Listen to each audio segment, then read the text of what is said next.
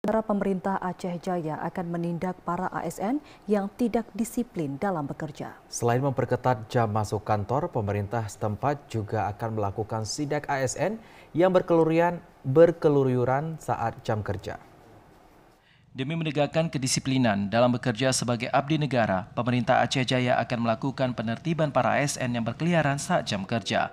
Penindakan yang akan dilakukan pemerintah setempat sesuai dengan PP 53 tahun 2010 tentang disiplin pegawai negeri sipil dan peraturan Bupati Aceh Jaya nomor 4 tahun 2014.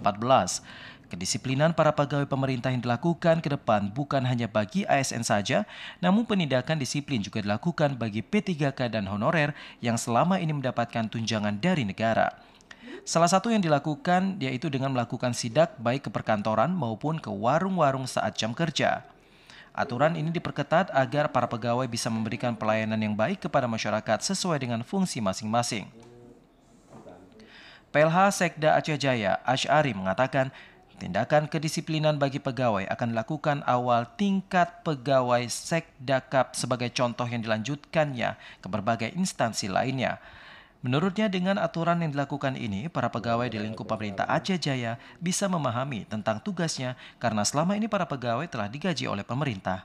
Disiplin pegawai negeri sipil dan PPK, honorer, inilah kita berupaya untuk selama ini untuk mulai tanggal hari ini tanggal 1 Agustus kita coba lakukan perubahan jam masuk kantor.